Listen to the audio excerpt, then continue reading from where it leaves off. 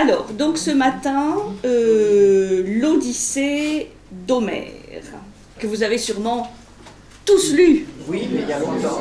Mais il y a longtemps. Non, non. Bravo. Alors, l'Odyssée, du mot grec Odysseia, Odysseia, c'est évidemment l'illustrissime, on va dire, épopée attribuée à Homère, parce que vous savez qu'il continue à y avoir des questions sur est-ce vraiment Homère qui a tout écrit, ou est-ce que c'est plutôt une composition collective, même de plusieurs époques, et qui serait agrégée. Bon, on ne va pas aborder trop ces sujets ce matin. Donc on va dire l'Odyssée d'Homère, voilà. Du nom de son héros, Odysseus, parce que ça c'est quelque chose qu'on ne sait pas toujours. Ce héros s'appelle Odysseus, et c'est évidemment son nom latinisé qui est plus connu, qui est le nom d'Ulysse. Mais c'est le même personnage, mais c'est le nom latinisé, Ulysse. Les Grecs l'appellent Odysseus. Enfin, c'est pour ça que son voyage s'appelle l'Odyssée. Voilà, tout s'explique. Et donc, Homère l'aurait composé après l'Iliade, vers la fin du 8e siècle avant Jésus-Christ, et elle est considérée, cette Odyssée, comme l'Iliade, comme un chef-d'œuvre de littérature épique. Et certains disent même que l'Iliade et l'Odyssée constituent les deux poèmes fondateurs de la civilisation européenne. Lors d'un très récent débat télévisé, un des candidats à qui on avait demandé d'apporter un objet pour symboliser l'Europe a apporté l'Odyssée. Bon, il a eu moins de succès que celui qui a apporté une passoire ou une baguette, mais c'est fort dommage. C'est fort dommage, mais ça aurait mérité. Ça aurait mérité un peu plus de... Alors, bien entendu, poème fondateur de la civilisation européenne, certes, mais on va voir que dans cette Odyssée, il y a des éléments vraiment universels, qui touchent à la philosophie ou à la littérature universelle, et que certains ont même vu des ressemblances avec des épopées indiennes, comme le Mahabharata, le Ramayana, enfin ces grandes épopées indo-européennes. Et donc il y a peut-être, comme disait Dumézil ou Eliade, un substrat commun à toutes ces épopées indo-européennes. Alors, quoi qu'il en soit, ce retour d'Ulysse, je dis Ulysse parce que bon, c'est plus facile à dire, mais Odysseus, ce retour d'Ulysse vers son Ithaque natal, vers son île natale, vers son épouse Pénélope, vers son fils Télémaque. Ce voyage renvoie à des éléments, comme je disais, universels de toute navigation ou de toute quête, de tout voyage, qu'il soit maritime ou terrestre, de type initiatique. C'est un peu la clé que je vais développer ce matin, avec des phases, avec des étapes, avec des épreuves, avec des défis à relever, avec des choses dont il faut rester conscient, sinon ça ne se passe pas bien du tout. Parce que, bon, Joachim du Bellay disait « Heureux qui, comme Ulysse, a fait un beau voyage. » Franchement, on va voir que ça n'a pas été... Ça a sûrement été un beau voyage, mais bon, il y a eu pas mal d'embûches tout au long de ce voyage. Donc l'Odyssée raconte ce retour chez lui d'Ulysse, roi d'Ithaque, quand même, roi de son île, qui, après la fin de la guerre de Troie, dans laquelle il a joué un rôle déterminant, puisque c'est lui qui a eu l'idée quand même du cheval, qui a mis fin de manière très rapide à cette guerre terrible qui avait duré 10 ans quand même. Et eh bien, la guerre ayant duré 10 ans, Ulysse va mettre 10 ans à revenir de Troie à Ithaque. Après avoir perdu tous ses bateaux et surtout tous ses compagnons. Alors, ce qui est intéressant, c'est que géographiquement parlant, il faut savoir que Ithaque est à 5 jours, 5 jours, 5 nuits de navigation de Troie. C'est le temps qu'il a mis avec sa flotte quand il est parti pour la guerre de Troie. 5 jours, 5 nuits. Donc, le voyage de retour s'annonçait assez facile. Bon, bien sûr, il y avait le cap Malais, au sud du Péloponnèse, à passer, qui est un endroit un petit peu chahuté, un petit peu dangereux, mais à part ça, ça devait être presque une promenade de santé, et Ulysse avait vraiment à cœur, pas simplement de rentrer lui, mais de faire rentrer ses compagnons à bonne destination. Eux qui s'étaient, pendant 10 ans, quelque part sacrifiés pour cette guerre, dont on se rappelle que quand même l'origine peut sembler à nos yeux un peu futile, mais probablement y avait-il d'autres raisons. Alors, c'est pour ça que ce voyage est tout à fait singulier, puisque Ulysse va revenir à Ithaque au bout de 20 ans, 10 ans de guerre, 10 ans de voyage, et retrouver les siens avant comme on le verra, de repartir encore, ce qui est moins connu dans l'histoire, pour un nouveau voyage. Alors, à dire que les voyages de retour sont plus dangereux que les voyages d'aller, bon, ça c'est peut-être une première clé déjà. 5 jours pour aller, 10 ans pour revenir. Ça peut faire réfléchir. Alors, parmi les nombreuses rencontres et les nombreuses péripéties que vont rencontrer Ulysse et ses compagnons, il y en a un certain nombre qui sont communes avec une autre épopée, qui est celle de Jason et les Argonautes à la conquête de la Toison d'Or. Il y a un très beau livre qui vient de sortir d'une italienne, d'une philosophe, d'une helléniste italienne, Andrea Marcolongo, si ça vous dit, voilà, la part du héros, quelque chose comme ça, qui raconte une partie de l'épopée de Jason, les Argonautes, en lien avec justement un petit peu les épreuves de la vie quotidienne. C'est intéressant, je vous redonnerai aux belles lettres les références si vous voulez.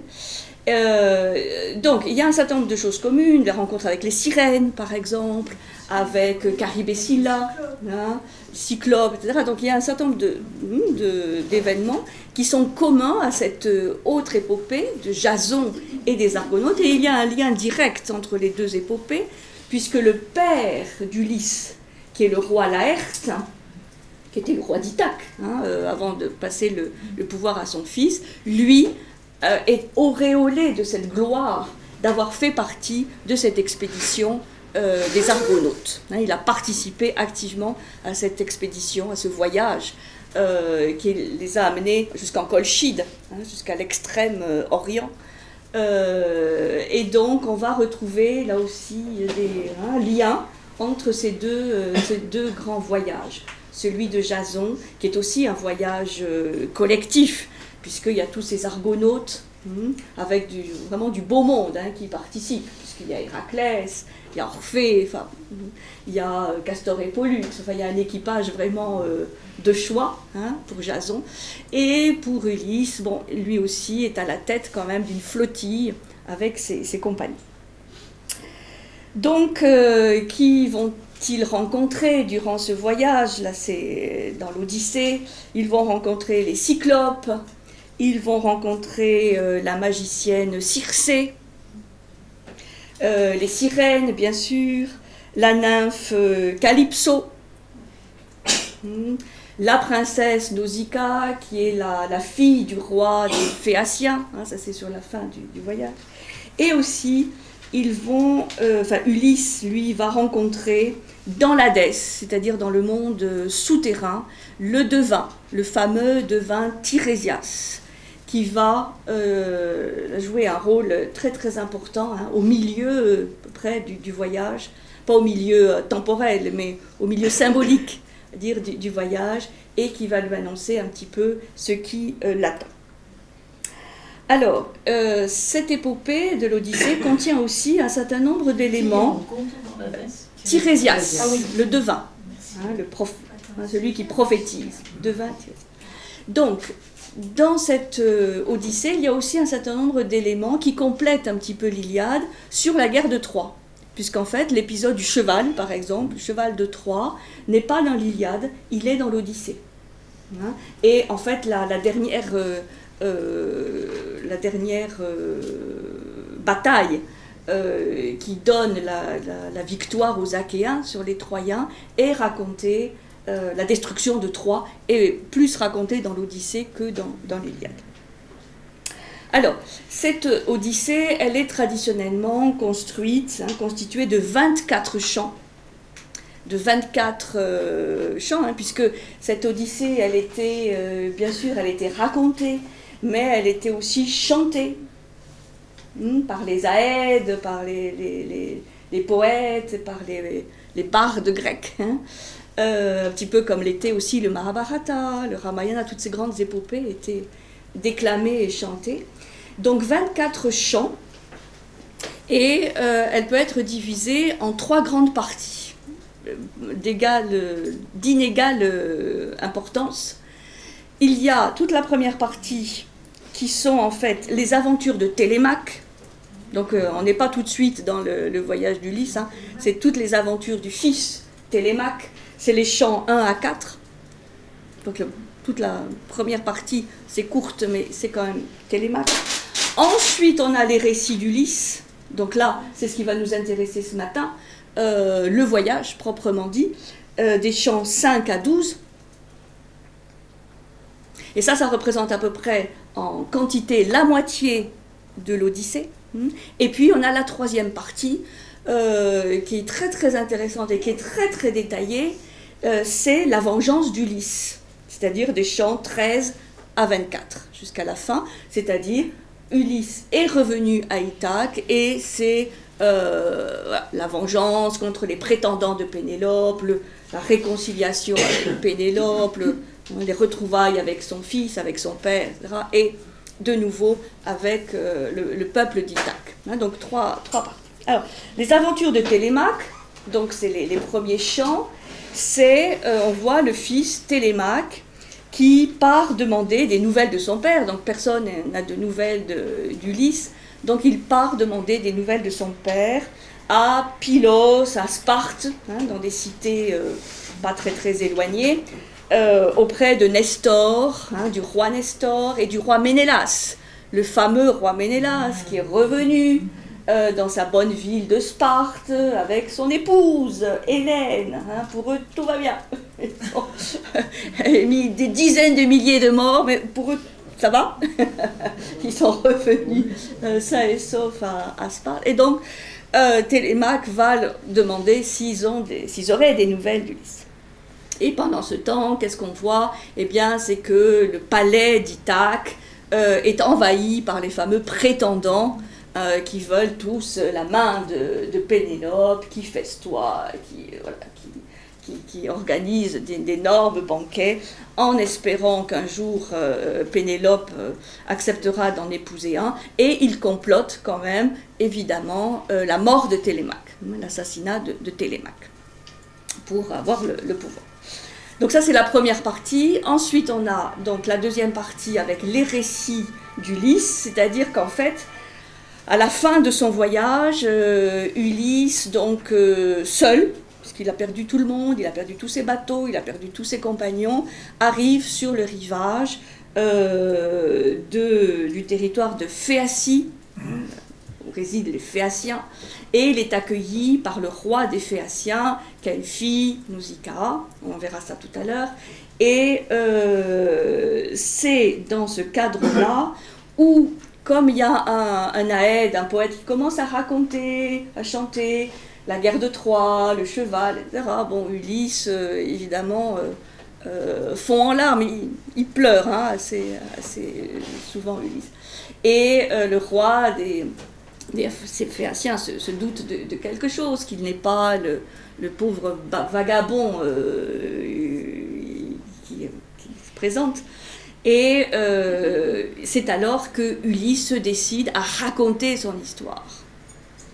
Et c'est là qu'on a l'épopée d'Ulysse, de Troie à Ithaque. Il va raconter toutes ses aventures. Donc c'est là qu'on les a, mais pas dans l'ordre. Parce que, comme dans ses souvenirs, ça ne revient pas exactement dans l'ordre. Il y a toute une remise en ordre chronologique si on veut suivre les différentes étapes. Donc c'est là où on a les récits. Et après, toute la dernière partie, donc la moitié du texte, c'est la vengeance d'Ulysse, le fait qu'il se fasse reconnaître par son porcher, par son fils. Et le premier, évidemment, c'est son pauvre vieux chien Argos, qui dès qu'il le voit d'ailleurs meurt. Mais le premier à le reconnaître, c'est son chien. Et donc là, on a vraiment des récits très très détaillés sur comment il se réimplante, et c'est pas aussi simple, dans son île d'Ithaque. Le chien s'appelle Argos, comme la balise. Argos.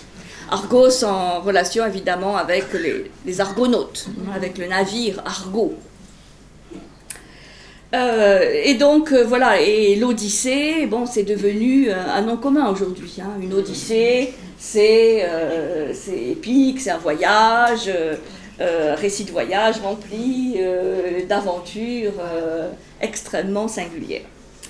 Alors, le sujet de l'épopée, on va le trouver dès le début, parce que vous savez, ces textes commençaient souvent par des invocations, et donc l'ouverture de l'Odyssée, c'est une invocation à la muse, pour inspirer le poète et les poètes, les Aèdes qui vont chanter tout ça.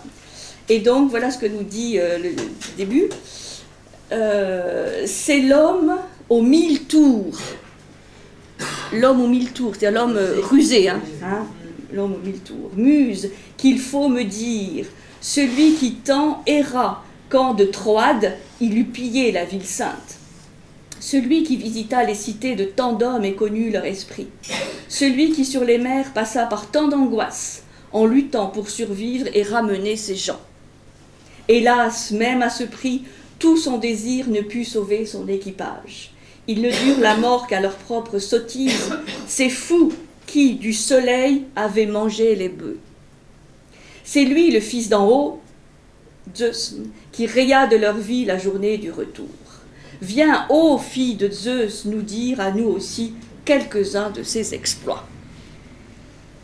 Donc le poète invoque la muse pour pouvoir être bien inspiré et nous faire participer de ce voyage.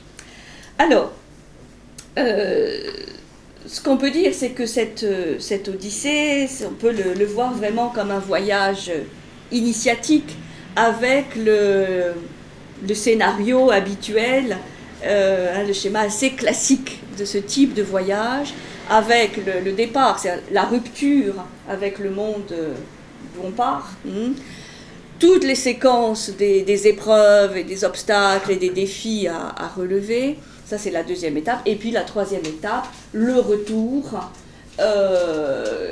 Alors évidemment, pour Ulysse, le retour ne s'est pas du tout passé comme il l'avait imaginé. Qu'est-ce qu'il avait imaginé ? Eh bien, comme son père était accueilli à l'époque par le peuple d'Ithaque, le bon peuple d'Ithaque, avec des réjouissances, tout le peuple venait l'accueillir au port. Enfin, c'est ça le souvenir qu'il a, le retour de son père. Le peuple était joyeux, remerciait son roi, enfin, il y avait des festivités, enfin, bon, il était accueilli en tant que roi. Victorieux, c'est ça qu'il avait imaginé dans sa tête. Bon, évidemment, c'est à peu près tout le contraire. Et donc, bon, c'est comme ça. Mais il n'empêche que il va revenir avec un autre statut. C'est ça, quoi, la troisième étape de ces scénarios rituels, c'est qu'on revient avec un nouveau statut et donc qui prouve qu'il y a quelque chose qui s'est passé, c'est-à-dire qu'il il revient différent de comment il est parti, et même comment il est parti de Troie, après avoir provoqué, disons, la victoire des Achais. Alors, donc on trouve ces étapes, et il y a une étape très très importante, je disais tout à l'heure, qui signale un petit peu le milieu symbolique de tout ça, c'est la descente dans l'Hadès avec la rencontre avec Tirésias. Puisque là, on va voir, il y a vraiment un changement de comportement chez Ulysse après avoir rencontré Tirésias, qui lui a prophétisé qu'est-ce qu'il allait plus ou moins rencontrer. Et après, il ne faut pas oublier que avant le retour, il va se dérouler 7 ans, 7 ans dans l'antre de la nymphe Calypso, qui va quand même lui offrir l'immortalité, ce qu'il refuse. Donc là, il y a un moment aussi très important. Alors, comment j'appelle ce voyage, histoire de se rappeler un petit peu de ces étapes, les 12 ou 13, en fait je ne sais pas encore bien si c'est 12 ou 13, je vais réfléchir un peu plus. 12 ou 13 défis d'Ulysse. En relation avec les 12 étapes, ou 13 du voyage, une fois remises ces étapes dans l'ordre chronologique. Alors en cela, on est aidé par un certain nombre de chercheurs, des géographes ou des anthropologues qui ont voulu reconstituer géographiquement ce voyage. Alors, ce voyage, comme on va le voir, il se déroule dans un autre espace-temps, clairement.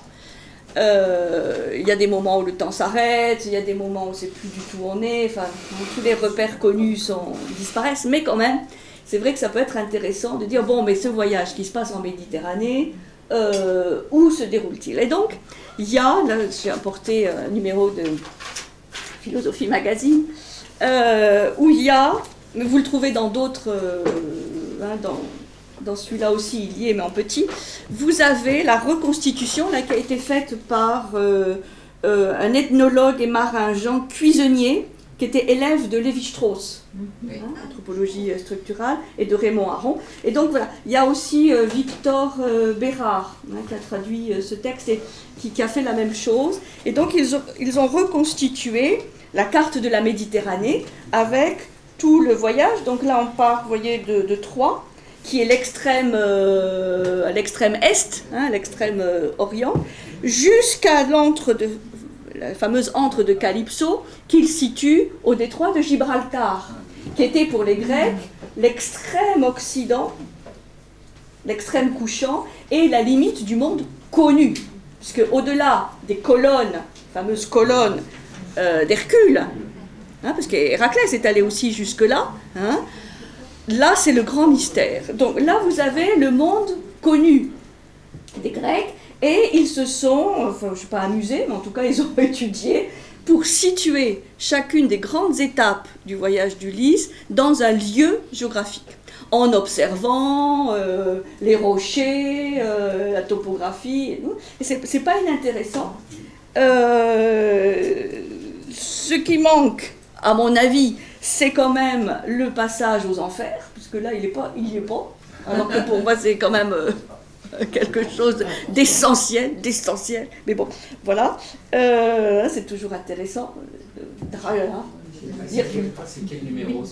C'est un numéro spécial hors série. Hors série. L'Iliade et l'Odyssée. Je regarde, je te dirai après. Donc voilà, donc ça c'est intéressant parce que ça permet, pour ceux qui veulent avoir des repères géographiques, hein, ou quand vous allez en Sicile, voilà, détroit de Messine, Caribe, c'est là, bon voilà. Les sirènes aussi, il faut faire attention, où sont les sirènes, bref, donc vous avez ce périple. Et donc, évidemment, aujourd'hui, c'est quand même quelque chose dont on peut se servir, hein, bien que, voilà, on peut aussi tout à fait étudier l'Odyssée, y prendre plaisir, sans du tout chercher à savoir où ça se passe. Parce qu'on n'a vraiment aucune certitude. Hein, c'est clair, hein. C'est des hypothèses. Hein, des hypothèses. Bon, donc voilà ce qu'on va faire. On va faire le voyage, hein, donc en Méditerranée ou ailleurs, en comprenant à chaque étape quel est l'enjeu. Bon, et puis après, on pourrait compléter à l'envie avec plein d'autres choses. Donc, on part pour une croisière de 12 ou 13 étapes. Première étape, c'est la rencontre, ou plutôt la destruction des Cicones. Alors, Cicones, les Cicones.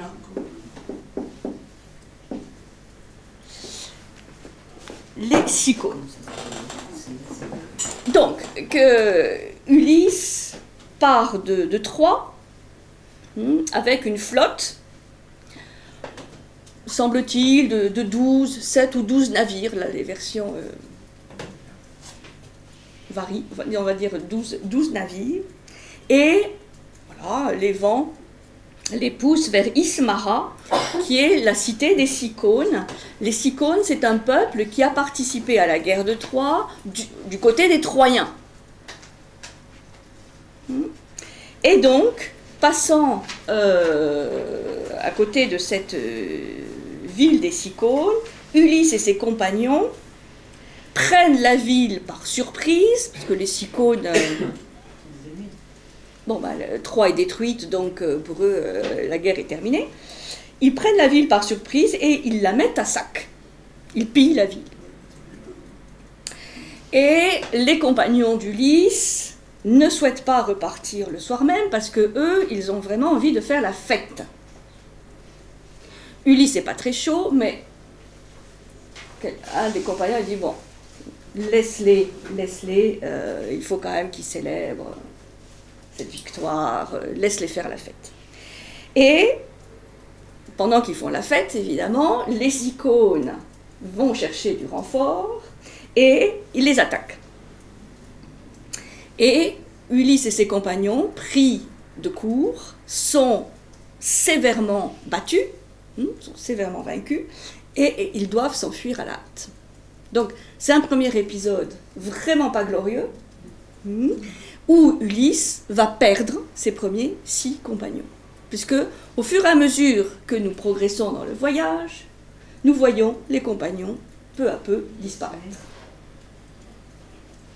C'est ce qui scande aussi, heureusement, le voyage. Donc les 6 premiers, là, ils sont tués par les Cicones. Et donc, là, on voit bien... disons, le problème que rencontrent Ulysse et ses compagnons, qui sont encore dans la mentalité de la guerre. Parce que franchement, rien ne pouvait justifier le fait qu'ils attaquent cette pauvre cité, de toute façon, qui était vaincue. Donc c'est toujours la soif de conquête, une violence gratuite, puisqu'ils pillent, ils tuent, ils emmènent les femmes, enfin bon. Donc c'est cette habitude de la violence, et là on voit quelque chose auquel ils ne sont pas prêts pour l'instant, c'est de se dépouiller de cette violence et de cette démesure. de cette violence souvent gratuite qu'ils ont vécue pendant 10 ans. Et le fait aussi de se croire invincible et de tomber dans l'insouciance, parce que l'histoire de cette fête était vraiment de l'insouciance, en se croyant tout puissant. Donc ça c'est vraiment intéressant, c'est un épisode en général qu'on passe vraiment sans trop d'intérêt. En pensant qu'il n'a pas trop d'intérêt, je trouve qu'il est vraiment au contraire très signifiant, parce qu'on voit ce qu'on verra encore dans quelques étapes, cette sorte de démesure, d'hubris et de violence, puisque cette guerre de Troie, elle a quand même été très violente. Ils ont attendu souvent au pied des remparts, disons, c'était une guerre assez très particulière, et donc ils se sont habitués à cette démesure, à cette hubris que les Grecs ont vraiment en ligne de mire, parce que c'est ce qui fait passer l'homme de l'état d'homme à l'état, je dirais, bestial, et c'est pas gentil pour les bêtes, disons, une violence un peu sauvage. Donc, voilà, l'épreuve de cette première étape qui n'est pas passée, puisque là, ils sont tombés dans tous les pièges. Donc, ils reprennent évidemment la mer, et lorsque son bateau et tous les bateaux de sa flotte arrivent au sud du Péloponnèse, donc au cap Malais, là, normalement, vous voyez, c'est très proche. Ils avaient juste à remonter, et ils étaient à Ithaque, donc même en faisant du cabotage, enfin vraiment, c'était... Quand ils passent le cap Malais, eh bien, des vents contraires se lèvent. Ils sont emportés, et ils voient au loin l'île de Cythère, la fameuse île de Cythère. Ils se disent, oh là là, on est beaucoup trop au sud. Et à partir de là, il y a un épisode tout à fait étrange qui survient pendant 9 jours et 9 nuits. Donc, si on peut dire, intéressant, 9 jours et 9 nuits. Il y a une énorme tempête qui emporte toute la flotte d'Ulysse vers le sud. Et là, on passe clairement dans un autre espace-temps. Du brouillard, ils peuvent pas pêcher, donc ils arrivent totalement affamés. Au bout de ces 9 jours et 9 nuits, la tempête s'arrête et ils abordent sur, donc là, dans notre fameux périple géographique, ils arrivent sur les côtes libyennes, vous voyez, au sud-sud, c'est l'extrême sud. Un pays totalement inconnu. Là, on voit que là, on passe vraiment dans un autre espace, un autre univers. Tous les repères connus disparaissent. Ils sont complètement perdus à partir de là. Et ils arrivent dans un monde tout à fait exotique. C'est la deuxième étape. La rencontre avec un peuple tout à fait inconnu qu'on appelle les lotophages. Les lotophages.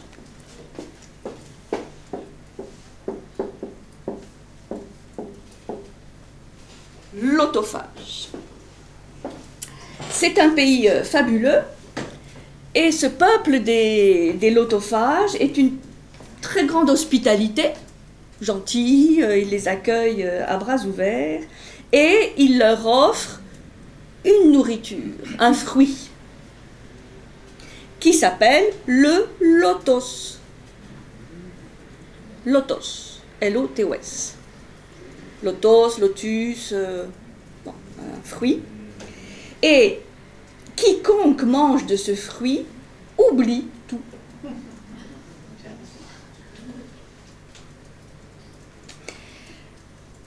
Et, oubliant tout, évidemment, oublie le voyage de retour, oublie tout le monde, ne désire plus repartir. Et donc, il y a quelques compagnons une minorité, hein, mais quand même quelques compagnons qui sont accueillis par les lotophages, qui goûtent de ce fruit et qui commencent à mener une vie magnifique, totalement insouciante, enfin une vie idyllique, paradis, c'est le paradis. C'est le paradis. Tout est à portée de main, on mange, on festoie, il y a des belles filles, enfin, c'est absolument magnifique. Et tout est oublié, tout le passé est oublié. Et quand Ulysse se rend compte, lui n'a pas goûté, hein, évidemment. Il leur dit, bon, mais est-ce que vous avez pensé à vos femmes, à vos enfants, à vos terres et tout ça? Oh, de toute façon, nos femmes, elles ont refait leur vie. Nos enfants, ils n'ont jamais connu, donc ça n'a aucune importance. Donc on est bien là, viens avec nous. Et voilà. Alors ça, c'est vraiment très intéressant, parce que ce lotos leur procure l'inconscience et surtout l'oubli du passé, l'oubli de toutes les horreurs commises.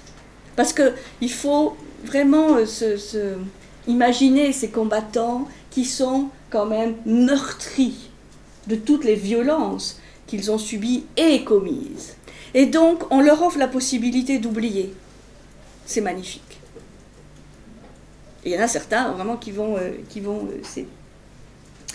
Et donc, là, on voit bien le piège, là dans lequel ne tombe pas Ulysse, mais dans lequel tombent ses compagnons, enfin certains de ses compagnons, c'est de vouloir tout oublier, c'est-à-dire de ne pas garder la mémoire. Je pensais à ce qu'on a vu il y a 15 jours avec Ricoeur.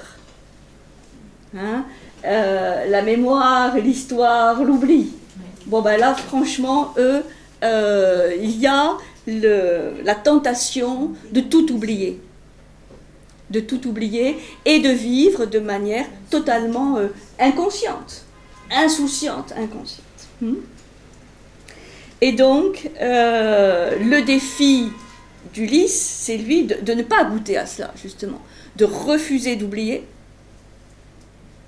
c'est-à-dire de continuer le voyage en assumant le passé, avec son côté glorieux et puis son côté sinistre. Et d'assumer le fardeau, hein, quand même de ce qui a été fait, et pas simplement le côté victoire. Donc là, c'est intéressant, parce que vous voyez qu'on peut, au niveau de l'interprétation,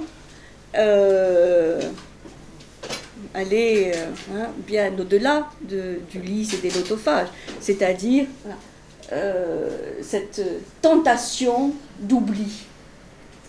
Ce qu'on avait vu avec Ricoeur, traumatisme, tentation vraiment de l'oubli, et que là, Ulysse, il faut lui qui continue, pour lui et ses compagnons, et donc il est obligé de les ramener de force, et même de les attacher au banc des rameurs, tellement la tentation est forte de rester avec ces charmants lotophages. Donc, ça donne un peu l'image du paradis, hein, perdu, l'opulence, tout est à portée de main, il n'y a pas besoin de travailler, c'est la vie douce et facile. Alors, donc ça c'est... Et là, on est vraiment le plus au sud, disent les chercheurs, c'est-à-dire dans le monde le plus étrange, hein, où vraiment tous les repères sont à l'envers, hein, complètement différents de ce qu'on connaît. Troisième étape, on continue, la rencontre avec les cyclopes. Alors là, c'est aussi très intéressant. Ulysse et ses compagnons continuent leur navigation vers l'île des Cyclopes, où ils sont faits prisonniers par les Cyclopes, et surtout celui qui est le plus connu, qui est Polyphème. Le Cyclope Polyphème. Polyphème. Ça, c'est une une étape très très très connue de l'Odyssée. Polyphème. P-O-L-Y-P-H-E-M. Polyphème. Ce cyclope Polyphème, bon, lui c'est un cyclope, donc quand Ulysse et ses compagnons arrivent, il commence à en bouffer quelques-uns. Voilà. Et lorsque Polyphème demande à Ulysse quel est son nom, la fameuse réponse « Mon nom est personne ». Alors, ils sont enfermés dans l'antre du cyclope, qu'ils ferment avec un gros rocher. Donc de toute façon, il y a un moment où ils se disent « Bon, on va tous mourir là », dévorés par le cyclope. Et donc Ulysse fait marcher son intelligence rusée, toujours, et il met en place un stratagème qui fonctionne. Il commence par crever l'œil unique du cyclope avec un pieu qu'ils ont taillé dans un bois d'olivier et qu'ils ont bien sculpté, ça, mis à chauffer. Donc, ils aveuglent le cyclope pendant son sommeil, puis il met en place un stratagème pour sortir de la caverne et délivrer aussi ses compagnons. Pour cela, comme chaque matin, le cyclope pousse le rocher pour faire sortir son troupeau, pour les faire paître, eh bien, il a l'idée que voilà, ils vont se cacher sous la panse des moutons, des béliers, ou se cacher dans la toison, et donc le cyclope qui touche les moutons, les béliers à la sortie de la caverne pour être sûr que les humains ne se libèrent pas, ne les voit pas, et c'est ainsi qu'Ulysse se libère et fait libérer tous ses compagnons, en se dissimulant sous eux. Et lorsque Polyphème appelle ses compagnons à son secours, et que ses compagnons disent « Mais qui t'attaque? Quel est le problème ?» Parce qu'il hurle, Polyphème, et il dit « Mais je suis attaqué par personne !» Et c'est là où on voit quand même l'intelligence anticipatrice d'Ulysse. Il dit « Bon, par personne, débrouille-toi !» Et donc personne ne vient à son aide, aucun des autres cyclopes ne vient à son aide, et il se trouve donc obligé de laisser partir tout le monde. Et donc Ulysse et ses compagnons, là cette fois, ne demandent pas leur reste, ils festoient pas, ils s'en vont, mais ses compagnons sont pressés de partir, pressés de s'éloigner, et au moment de partir, il y a Polyphème, que l'on voit au sommet du rocher, à l'entrée de sa caverne, de son antre, qui hurle, et Ulysse ne peut pas s'empêcher, là on voit encore, il est pris par la démesure, par une sorte de vanité, ou de fierté, de défi, de provocation. Et donc il va s'exclamer, alors que ses compagnons lui disent « Surtout ne dis rien », c'est-à-dire là, cette fois, ses compagnons sont de bons conseils. Surtout, voilà, tu dis rien, c'est pas un problème, on s'en va. Lui hurle à destination de Polyphème son nom et dit qui il est. Alors, là, il y a un passage vraiment intéressant, puisque là, on voit vraiment que ses compagnons voulaient le mettre sur la bonne voie, mais il n'entend rien. Alors, il dit, je m'adresse au cyclope en paroles railleuses. Non, il n'était pas dit que tu devais, cyclope, manger les compagnons d'un homme sans vigueur, abusant de ta force au fond de ta caverne. De ta méchanceté, tu devais rencontrer le paiement malheureux qui m'accueille les autres que pour les dévorer. Zeus et les autres dieux t'en ont récompensé. Je dis, et dans son cœur redouble la colère. D'une grosse montagne, il arrache la cime. Polyphème, le cyclope. Il la lance, elle tombe au-devant du navire à la proue azurée. La mer, sous la tombée de la roche, s'ébranle et le flot de retour nous ramène à la terre, où ce grand coup de flux nous fait presque toucher. Mais prenant à deux mains notre plus longue gaffe, je pousse à éviter et j'excite mes gens en leur donnant les ordres. De la tête, c'est moi qui leur rythme l'allure. Ils piquent de l'avant et tirent sur la rame. Nous voici revenus en mer 2 fois plus loin. Je hèle le cyclope. Mes gens autour de moi, de leurs mots les plus doux, à l'envie me retiennent. Et là, on a le cœur, comme dans les tragédies. Tu vas exaspérer, malheureux, ce sauvage. Il vient de nous jeter un si gros projectile qu'il nous a ramené le croiseur à la côte. Il a failli nous perdre. Si tes cris ou ta voix lui parviennent encore, c'est nos têtes à nous et les bois du vaisseau qu'il va mettre en bouillie, sous le bloc anguleux que son bras peut lancer. Il porte jusqu'ici. Ça, c'est souvent le cœur qui répète attention, attention, avertissement. Il parlait sans fléchir l'audace de mon cœur. Je reprends et lui crie de toute ma rancune. Voyez, il a le cœur plein de rancune. Bien sûr, il a perdu encore quelques compagnons. Toute ma rancune. Cyclope, auprès de toi, si quelqu'un des mortels vient savoir le malheur qui t'a privé de l'œil, dis-lui qui t'aveugla. C'est le fils de Laerte. Oui, le pilleur de Troie, l'homme d'Ithaque, Ulysse.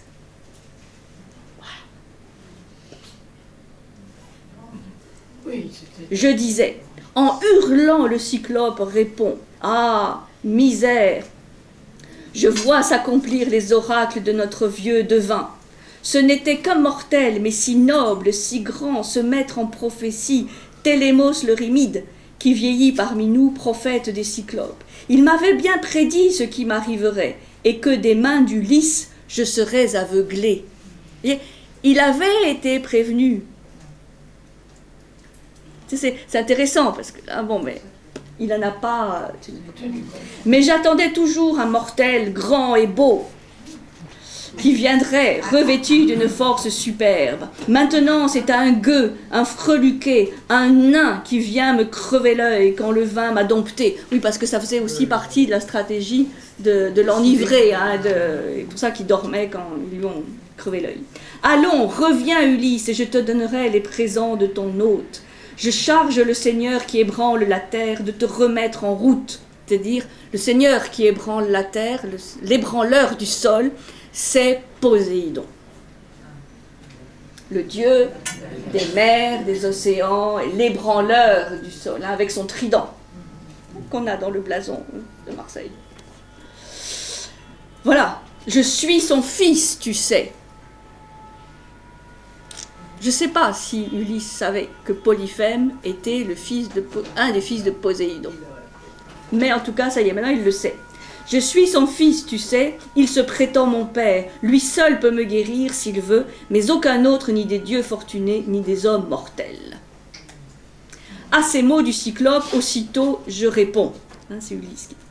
Ah, puissais-je t'ôter et le souffle et la vie est envoyé dans les demeures de l'Hadès.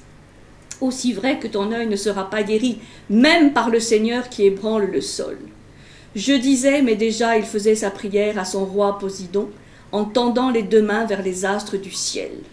Et c'est Polyphème qui parle. Ô maître de la terre, ô Dieu coiffé d'azur, ô Poséidon, écoute. S'il est vrai que je suis ton fils, si tu prétends à ce titre de père, fais pour moi que jamais il ne rentre au logis, ce pilleur d'Ilion. Cet Ulysse, ou du moins, si le sort lui permet de retrouver les siens et sa haute maison au pays de ses pères, fait qu'après de longs mots, sur un vaisseau d'emprunt, il n'y rentre, privé de tous ses compagnons, que pour trouver encore le malheur au logis. Voilà. Et là, le destin d'Ulysse est scellé. Il va être donc pourchassé par la malédiction de Polyphème et donc la soif de vengeance de Poséidon. Et Poséidon ne va pas le lâcher. Même de retour à Ithaque, il faudra ensuite, comme on le verra, repartir encore cette fois sur la terre ferme, pour faire le sacrifice à Poséidon, qui mettra un terme définitif à la soif de vengeance de Poséidon. Alors, on dit vengeance comme si c'était un humain, mais disons, là, il a transgressé quelque chose. Et donc, il va mettre en branle cette force de la nature énorme qui est celle de Poséidon. Et donc, ça explique après toutes les tempêtes, toutes les avaries que va vivre, que va rencontrer Ulysse et ses compagnons. Voilà, alors, c'est intéressant ce point parce que on dit souvent « Oh, mais les humains sont des jouets, sont des marionnettes aux mains des dieux » dans l'Iliade et l'Odyssée, parce que c'est vrai qu'on voit les dieux intervenir. On voit Athéna, bien sûr, on voit Poséidon, on voit Arès, on voit Apollon, la flèche qui va tuer Achille, par exemple. Elle n'allait pas forcément à son talon. Elle a été déviée. Parce qu'à quelques dizaines de mètres, viser le talon, c'était quand même pas évident. Elle a été déviée. Et elle a été déviée par Apollon. Disons, voilà. Donc les dieux interviennent, c'est vrai. Mais ce qu'on voit là, c'est que on ne peut pas dire que les humains soient des marionnettes. Là, on voit bien que ce qui déclenche quand même Poséidon, c'est l'attitude provocatrice d'Ulysse. Vous voyez ? Pour voir ces dieux aussi, pas simplement comme des humains, des surhumains ou des humains autant, mais comme des forces de la nature. Et que s'il y a des choses qu'on ne respecte pas, ou des lois qu'on transgresse, eh bien, on reçoit en retour la monnaie de sa pièce. Donc, on peut aussi refaire le scénario. Si Ulysse était parti sans rien demander avec ses compagnons, que se serait-il passé ? On ne sait pas. On peut réécrire une autre Odyssée. Mais... Et il est vrai que pendant toute la suite, jusqu'à presque la fin du voyage, c'est Poséidon qui va mener le jeu. Et on va très peu voir l'ennemi, la déesse ennemie de Poséidon, qui est Athéna. On va peu la voir. Elle va se manifester très tard, parce que Athéna protège Ulysse. Mais la puissance de Poséidon est telle que c'est elle qui va s'exprimer dans toutes les prochaines étapes. Donc, évidemment, là, on voit le piège dans lequel Ulysse tombe, c'est-à-dire une certaine vanité, une certaine provocation, une soif de vengeance. Donc, on est toujours dans la même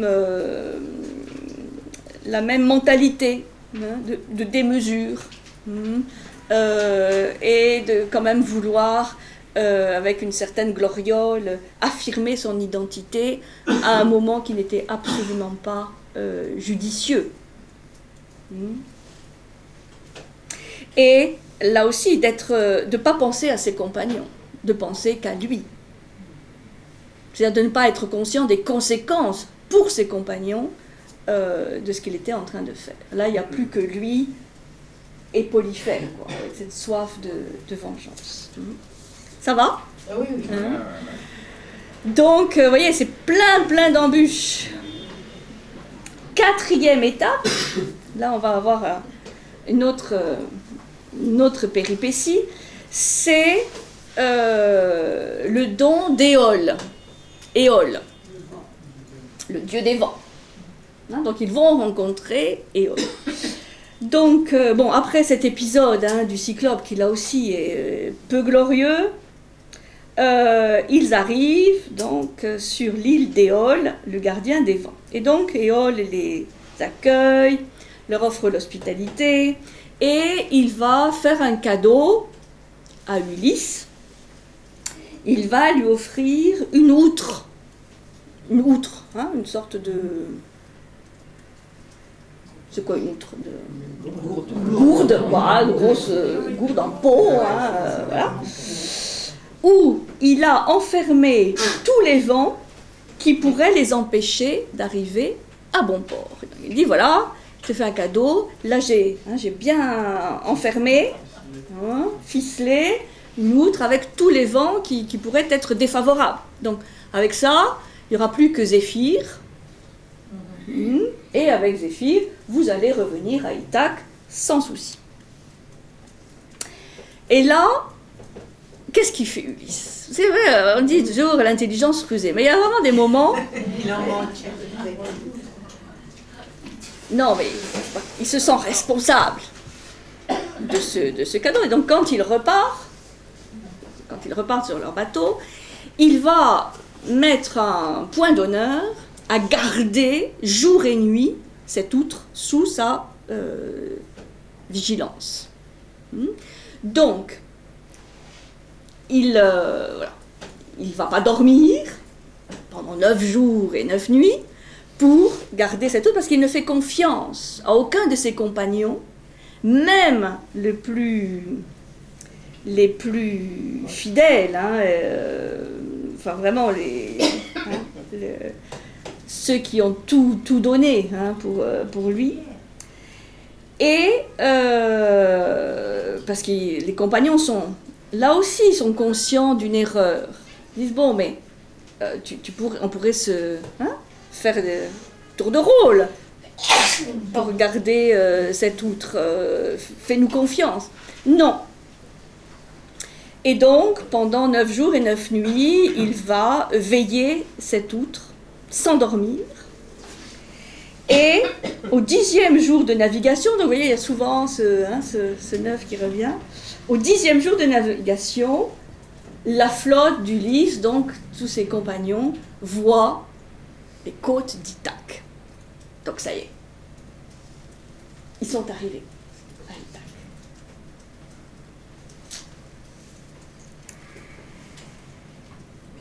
Et non. Ulysse, rassuré mais épuisé, succombe au sommeil. Il s'endort. Il surveille plus l'autre. Et les compagnons, à qui on n'a pas fait confiance, se disent, mais dans cette outre, il nous a raconté Pipeau, c'est pas des vents qu'il y a. Il doit y avoir un trésor qu'Ulysse veut se garder pour lui. Et donc, que font-ils? Ils ouvrent l'outre. Et là, il se passe la même chose qu'avec la boîte de Pandore. Hein, c'est un peu analogique. Tous les vents sortent et se déchaînent. Et la côte d'Ithaque va s'éloigner. Les vents contraires se déchaînent et ramènent la flotte vers l'île d'Éole. Et là, Éole, il n'est pas content du tout. Il les voit revenir, mais Ulysse, qu'est-ce que tu as fait? Je t'avais donné tous les éléments pour réussir. Et là, il n'offre plus du tout l'hospitalité, il devient méchant, parce que d'ici t'est arrivé ça, c'est que tu es maudit. Donc, va-t'en. Parce qu'évidemment, Ulysse dit, bon, on revient chez Éole, il va nous redonner une outre, et voilà, cette fois, ça sera bon. Pas du tout. Il dit, maudit, va-t'en. Ils sont chassés de l'île d'Éole. Intéressant, hein? Oui. C'est un vrai rôle. Oui. Alors, vous voyez, personne n'est blanc et noir dans cette histoire, parce que les compagnons, ils sont conscients, et puis après, de toute façon, ils sont mus par la curiosité, la jalousie, la cupidité. Il doit y avoir un trésor dans cette outre, c'est pas possible. Vous voyez, comment le comportement d'Ulysse aussi va créer cette suspicion. Donc là, il y a vraiment très clairement un manque de confiance vis-à-vis de ses compagnons. On dirait aujourd'hui il ne veut pas déléguer, hein. Il veut garder le pouvoir sur l'autre. Il ne pense pas à mal, mais il se dit, voilà, je suis responsable de cela. Il pense quand même qu'il va s'en sortir seul, hein, qu'il pourra tout seul réaliser la veille de l'autre. Donc il va surestimer ses forces. Hein, parce qu'il pense que 9 jours et 9 nuits sans dormir, ça va le faire, et ça ne le fait pas. Et puis on voit bien aussi le fait que quand Ithaque est en vue, hop, la tension se relâche. Voilà. Bon, ça y est, on est arrivé. Je peux m'endormir. C'est intéressant. Parce que là, il ne doit pas, justement, relâcher la tension. Et, et pour ses compagnons, il y a le piège, évidemment, de la curiosité, de la jalousie. Vous voyez, c'est vraiment ce même scénario qu'on retrouve avec la boîte de Pandore. Pandore, elle est curieuse, elle va ouvrir la boîte. Et là, tous les mots vont sortir, sauf un qui va rester dans la boîte. Mais là, il n'y a aucun vent méchant qui reste dans l'outre, ils s'en vont tous. Et donc, les voilà de nouveau sur la mer. Ils ne savent pas où ils sont non plus. Bon, voilà, ils savent qu'ils sont passés à côté d'Ithaque, mais ça y est, Ithaque est reparti au loin. Il leur faut continuer. Et là, on arrive à la 5e étape, où ils vont rencontrer de nouvelles fois des gens un peu barbares qui s'appellent les Lestrygons. Alors, c'est moins connu.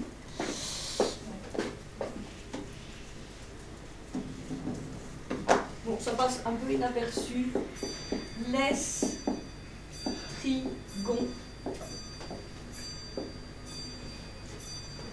On en est à la 5e étape, les Lestrygons. Puisque après 6 nouveaux jours de navigation, tous les bateaux d'Ulysse, ses compagnons, abordent à la cité des Lestrygons, qui est gouvernée par un roi, Antiphatès. Bon. Qui sont les Lestrygons? Ce sont des géants, de nouveau, des géants cannibales. Donc vous voyez aussi, comme il peut y avoir avec les cyclopes, avec ces géants cannibales, des évocations peut-être de peuples archaïques, primitifs, qui ont précédé la civilisation. Parce qu'il ne faut pas oublier qu'Homère est quand même chargé, en tant que poète, d'apporter de nouveau des bases et des fondamentaux pour refaire partir la civilisation grecque. Il ne faut pas l'oublier. Hein. Donc l'Iliade, l'Odyssée, c'est aussi des épopées, pas simplement pour passer un bon moment à raconter de belles histoires, mais pour faire réfléchir et être un socle de valeurs pour refaire partir la civilisation après l'effondrement de la civilisation mycénienne. Donc, des cannibales. Alors les éclaireurs envoyés par Ulysse sont tués, dévorés, et les Lestrygons, sortis en masse de la ville, écrasent les navires d'Ulysse en leur jetant d'énormes rochers. Voilà, Ulysse parvient à s'enfuir, mais ne peut sauver qu'un seul navire et une poignée de compagnons. Donc là, c'est terrifiant ce qui se passe avec les Lestrygons. Ils sont presque décimés. Il reste un navire et les quelques compagnons sur un navire. Et là, j'ai trouvé une jolie phrase d'un poète grec, Constantin Cavafy. Peut-être vous connaissez Constantin Cavafy, qui a écrit un poème qui s'appelle Ithaque et qui dit: tu ne rencontreras ni Lestrygons, ni Cyclopes, ni le farouche Poséidon, si tu ne les portes pas en toi-même, si ton cœur ne les dresse pas devant toi. Là, c'est aussi une interprétation psychologique, on va dire, éthique, du fait que toutes ces rencontres, on pourrait vraiment creuser aussi, c'est pas une autre clé, mais c'est aller plus loin, toutes ces rencontres sont des éléments qui sont dans Ulysse. Et là, clairement, les Lestrygons, c'est la violence, mais vraiment une violence sauvage, archaïque, démesurée. Et c'est bien ce qu'on a vu chez Ulysse, cette soif de vengeance, de détruire les Cicones qui vraiment ne demandaient rien. Donc les Lestrygons, c'est cette force brutale qui probablement est à maîtriser. Et là, la perte, elle est lourde, parce qu'il ne reste plus qu'un seul bateau et que quelques compagnons. Donc on passe souvent assez vite là-dessus, mais c'est quand même très, très puissant. Donc le défi, là, c'est de se confronter à cette violence extrême, normalement sans y céder. Donc, épisode des Lestrygons. On connaît, c'est pas le plus connu, mais il est symboliquement intéressant. Bon, on va faire la petite pause pour prendre du courage, parce que là, on a fait 5 étapes. Le plus dur nous attend. C'est un épisode assez connu, c'est la rencontre avec Circé. Circé, la magicienne. Circé, C-I-R-C-E. Voilà. Donc, le navire d'Ulysse, parce que là maintenant, c'est plus simple, il n'y en a plus qu'un. Le navire d'Ulysse atteint une île où réside la magicienne Circé, qui est la fille du dieu soleil, Hélios. Et donc, prudent, Ulysse décide d'envoyer un groupe d'éclaireurs tirés au sort. Là, maintenant, il n'y a plus grand monde qui est volontaire pour aller en éclaireur, donc on les tire au sort. Et donc, son fidèle compagnon, il a un fidèle compagnon qui s'appelle Euryloque, qui part en compagnie d'une vingtaine d'hommes. Donc une vingtaine, donc ça nous donne une indication qu'il reste encore... normalement, sur un bateau, c'était 50. Donc voilà, il reste à peu près une cinquantaine de compagnons. Donc il y en a une vingtaine qui s'en vont pendant que Ulysse et les autres restent sur le navire. Et donc les éclaireurs découvrent le palais de Circé, qui est un palais tout à fait enchanté, où Circé les accueille, entourés d'animaux sauvages. Donc il y a des lions, il y a des loups, et qui se comportent tout à fait comme des chiens et des chats, comme des animaux domestiques, ils sont tout gentils.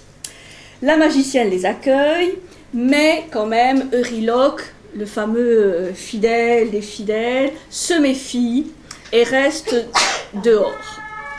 Lui, il a quand même tiré expérience.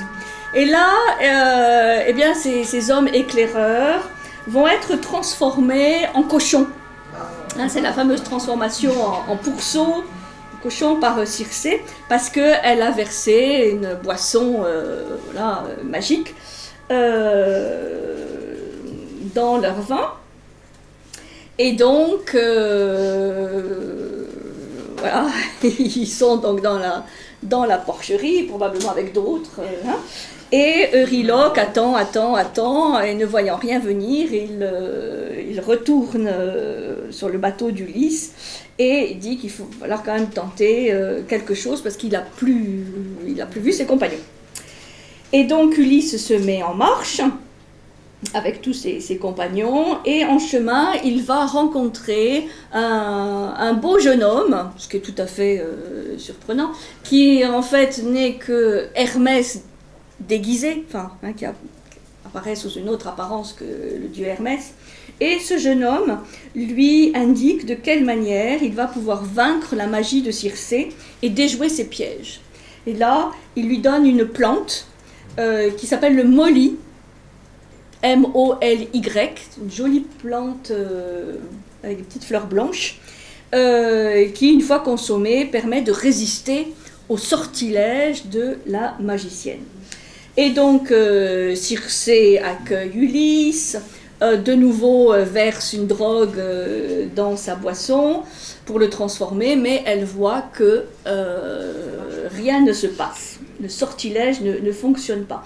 Et comme elle avait été aussi prévenue à l'avance qu'un jour arriverait quelqu'un qui résisterait à ces sortilèges, bon, elle se rend compte que ça doit être le moment est venu, et Ulysse, donc, elle tente de séduire Ulysse en lui offrant de partager sa couche, mais Ulysse n'accepte qu'avoir fait prêter à Circé le grand serment des dieux qui la rend incapable de lui faire du mal. Donc il y a un pacte, une sorte de pacte qu'il signe avec Circé, et Circé donc se rend compte que bon là elle ne pourra rien vis-à-vis de cet homme, et donc elle accepte de délivrer les compagnons, c'est-à-dire de leur faire reprendre leur apparence et leur réalité humaine. Puis elle leur offre l'hospitalité, cette fois sans tromperie. Alors là, c'est une étape intéressante. Ils vont en fait rester 1 an chez Circé. Ils vont rester 1 an à se reposer, à festoyer. Et puis au bout d'1 an, ce sont les compagnons d'Ulysse qui disent « Bon, bah quand même, il serait peut-être temps de repartir. » Donc, là, on a de temps en temps les compagnons qui sont quand même la conscience. Parce que lui, Ulysse, chez Circé, il était assez bien. Il était même très bien. On parle toujours de la fidélité de Pénélope. Celle d'Ulysse, elle est quand même... faut pas chercher. Donc, dans les bras de Circé, il était très bien. Et ses compagnons disent, bon, allez, il faut rentrer. Et là, Circé va être une extraordinaire bonne conseillère. Elle va dire à Ulysse, bon, mais si tu veux savoir un petit peu comment rentrer à Ithaque, il y a un voyage qui est incontournable, c'est d'aller à l'Hadès, en Hadès, dans le séjour souterrain. Le monde des enfers, mais moi j'aime pas trop le terme enfer, mais le monde souterrain. Donc va là-bas, et seul le fantôme du devin Tirésias pourra t'indiquer le chemin du retour. Donc, de toute façon, si tu veux rentrer à Ithaque, va là-bas. Et donc, c'est ce qu'il va faire. Donc, là, dans cette 6e étape de la magicienne, on voit bien tout ce monde de l'illusion. Le charme de l'illusion, le fait de s'endormir sur les charmes de l'illusion, c'est à la fois Circé, mais aussi la vie facile, insouciante à nouveau qu'elle propose. Et cette transformation des humains en animaux, puisqu'après on comprend que tous les lions et les loups qui entourent Circé, c'est des hommes, c'est des hommes qui ont été transformés, et chacun transformé un petit peu dans l'énergie avec laquelle il est arrivé, donc soit de violence, soit de se comporter comme des porcs, etc. Bon, ça on le trouve très souvent dans les contes de fées, le fait d'être métamorphosé. Donc là, c'est tout l'illusion, la métamorphose, et de pouvoir rester conscient. Donc là, évidemment, Ulysse, il est aidé par Hermès. Grâce à la plante, il reste conscient. Il n'y aurait pas eu l'aide d'Hermès. L'Odyssée se serait arrêtée. Peut-être. Mais comme elle ne pouvait pas s'arrêter, il fallait quand même... Alors, là, on arrive à la 7e étape. Donc, comme je disais, c'est une interprétation toute personnelle, vous en faites pas un dogme. C'est le milieu.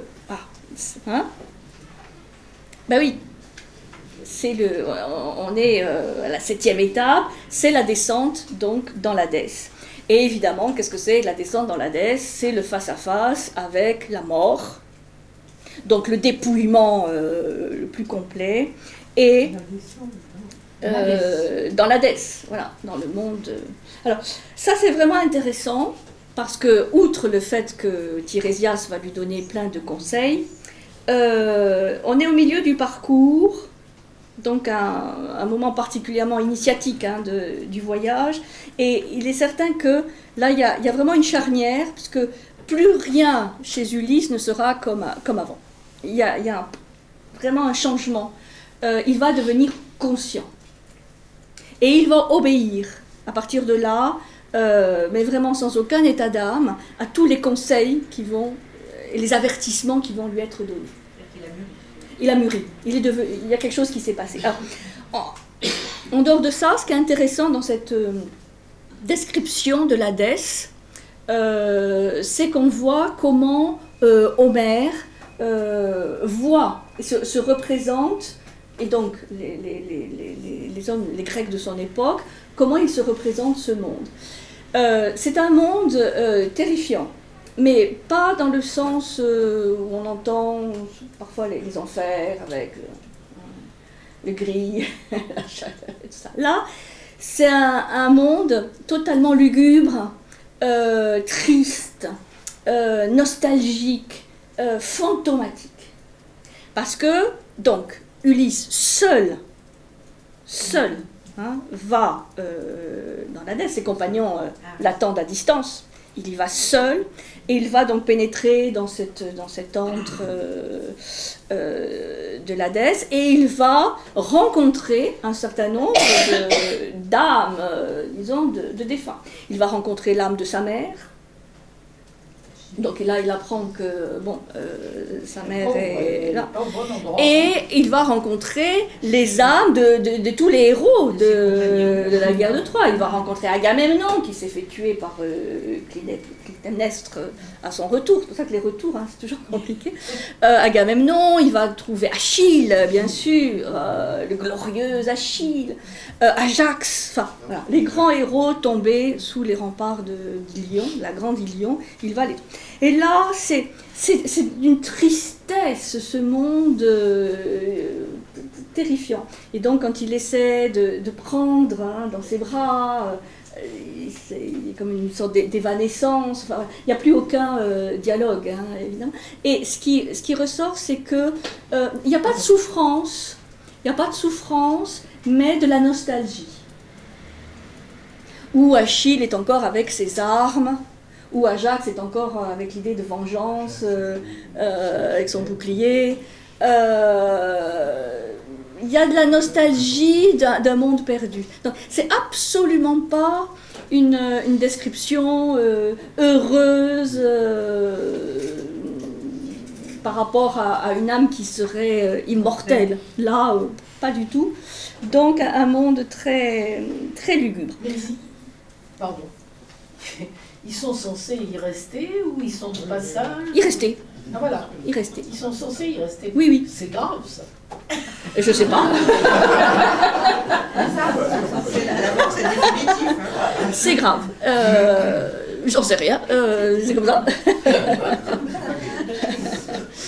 Disons, je dis ça parce qu'on a d'autres représentations dans d'autres traditions, y compris crétoises ou mycéniennes, où le monde des souterrains, parce que c'est pas le monde des enfers, avec cette connotation de punition, de châtiment, ce monde de l'au-delà est dépeint de manière beaucoup plus colorée, gaie, où on festoie, c'est bienheureux, c'est l'île des bienheureux. Là, chez Homère, pas du tout. Donc, il y en a un seul qui est resté lucide, c'est Tirésias. Ça tombe bien, c'est le devin. Et donc, il offre un sacrifice animal pour que Tirésias puisse boire le sang du sacrifice et donc se redonner un peu de couleur à son ombre. Et Tirésias indique à Ulysse quels seront ses défis à venir. Voilà. Alors, on ne va pas avoir le temps de lire, mais c'est un très très beau passage. Je vais le lire quand même un tout petit peu, parce que ça va vous donner vraiment la préfiguration du retour. Voilà. Tirésias. Pourquoi donc, malheureux, abandonner ainsi la clarté du soleil et venir voir les morts en ce lieu sans douceur? Allons, Écarte-toi de la fosse, détourne la pointe de ton glaive, que je boive le sang et te dise le vrai. Il dit, je m'écartai et remis au fourreau mon glaive à clous d'argent. Il vint boire au sang noir, puis ce devint parfait, me parla en ces termes. Et donc là, c'est Tirésias, c'est toute la grande tirade de Tirésias. C'est le retour plus doux que le miel, noble Ulysse, que tu veux obtenir. Mais un dieu doit encore te le rendre pénible. Car jamais l'ébranleur du monde, je le crains, n'oubliera sa rancune. Il te hait pour avoir aveuglé son enfant. Et pourtant, il se peut qu'à travers tous les mots, vous arriviez au terme. Si tu sais consentir à maîtriser ton cœur et celui de tes gens. Aussitôt qu'échappé à la mer violette, ton solide vaisseau vous mettra sur les bords de l'île du Trident. Vous trouverez paissant les vaches du soleil et ses grasses brebis. C'est le Dieu qui voit tout, le Dieu qui tout entend. Respecte ses troupeaux, ne songe qu'au retour, et je crois qu'en Ithaque, à travers tous les mots, vous rentrerez encore. Mais je te garantis, si vous les maltraitez, quand c'en est fini de ton navire et de tes gens. Tu pourrais t'en tirer et revenir, mais quand et dans quelle misère? Tous tes hommes perdus, sur un vaisseau d'emprunt, et pour trouver encore le malheur au logis. Pour y voir des bandits te dévorer tes biens et le prix à la main, te courtiser ta femme. Tu rentrerais à temps pour punir leurs excès à la pointe du bronze, mais lorsqu'en ton manoir tu les aurais tués par la ruse ou la force, ça c'est très intéressant parce que ça c'est pas connu, il faudrait repartir avec ta bonne rame à l'épaule et marcher tant et tant qu'à la fin tu rencontres des gens qui ignorent la mer et ne mêlant jamais de sel au mets qu'ils mangent, ignorent les vaisseaux aux joues de vermillon et les rames polies, ces ailes des navires. Veux-tu que je te donne une marque assurée, sans méprise possible?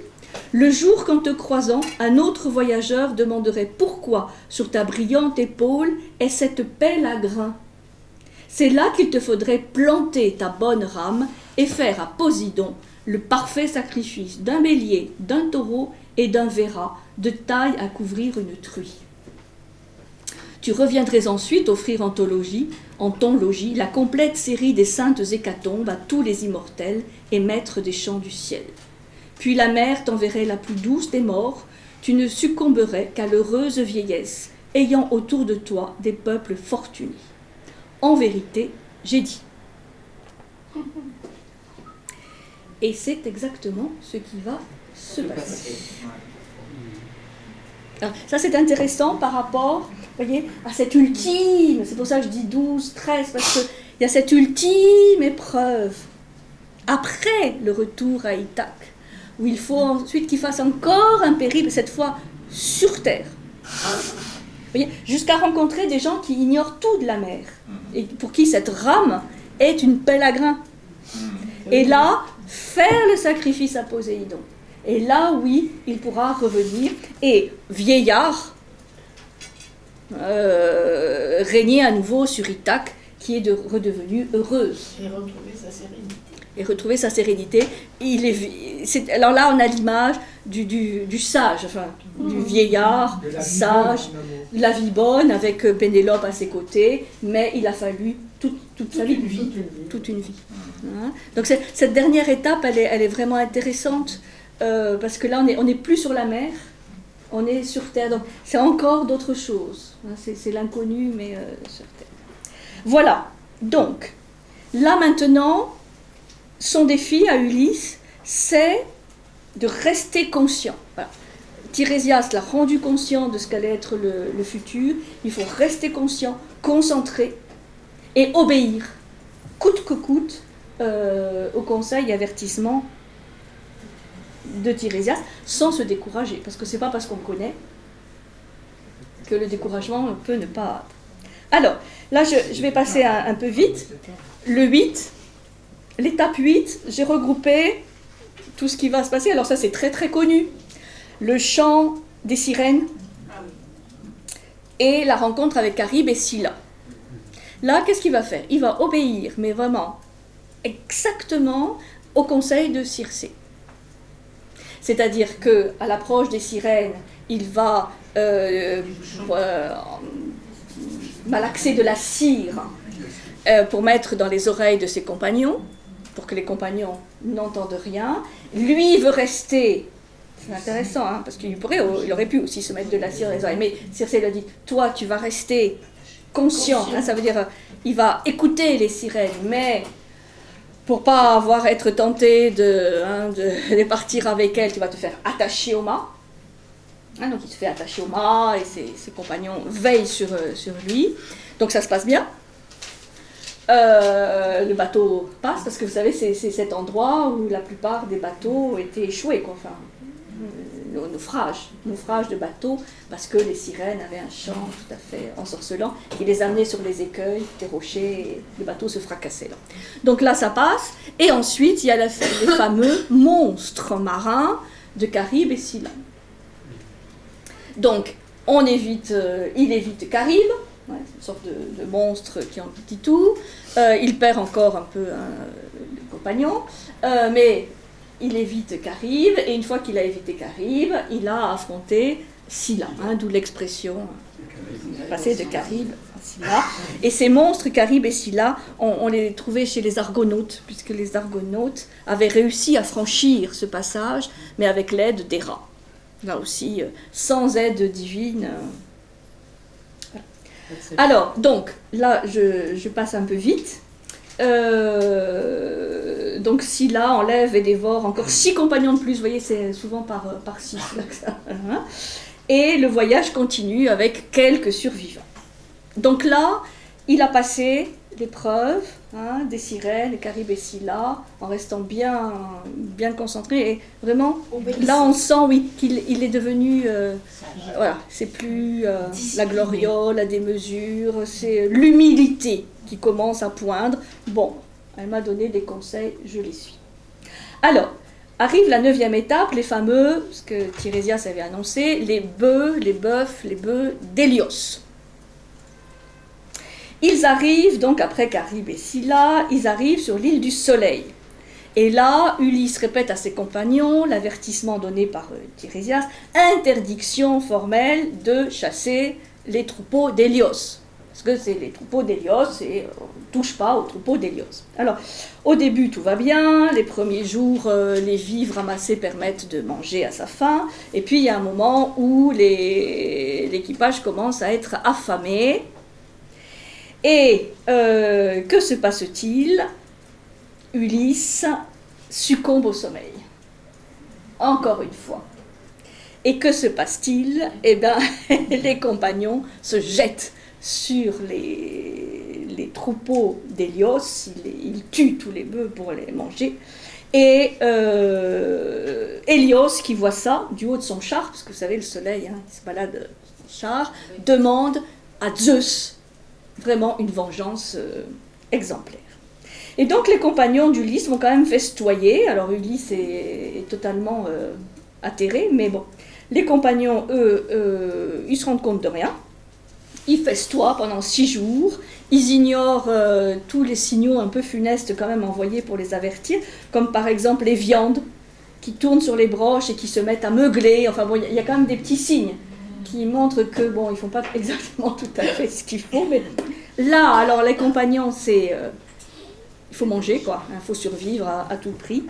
Et le 7e jour, la tempête se calme, le vaisseau repart, mais un ouragan survient. Zeus, là c'est Zeus, hein, foudroie le navire, qui sombre avec tout l'équipage. Donc là, ça y est, c'est fini. Ulysse, lui, qui n'a pas mangé de viande du troupeau sacré, lui, il survit au naufrage. Mais vous imaginez dans quel état, hein, il est accroché à une sorte de poutre et il va, voilà, à partir de là, dériver. Donc il a tout perdu. Ça y est, hein, c'est la 9e étape, tout perdu. Il va dériver pendant 10 jours, puis il va s'échouer. Meurtri, affamé, hirsute, bon, hein. Il va s'échouer sur la fameuse île de Calypso. Donc là, aux frontières du monde occidental connu, c'est-à-dire ces fameuses détroits de Gibraltar, les colonnes d'Héraclès, où il va passer les 7 années suivantes, prisonnier de la nymphe Calypso. Voilà. Donc là, clairement, l'épreuve, c'est la solitude. C'est-à-dire là, bon, le dépouillement, le détachement total, il n'y a plus rien. Et le problème, c'est qu'il n'a pas réussi à se faire obéir. Là, ses compagnons sont retombés dans l'instinct de survie. Et oui, ça se comprend. Mais probablement fallait-il qu'il finisse seul. Voilà. Donc, 9e étape, très importante, il a tout perdu et il est seul. Et il s'échoue, il est au gré des vents, des tempêtes et tout ça. Et il arrive à l'extrême occident. Donc c'est la 10e étape, la rencontre avec Calypso. Alors Calypso, c'est une nymphe, elle est la fille d'Atlas. Donc c'est quand même pas n'importe qui. Et elle vit dans une sorte de grotte enchantée.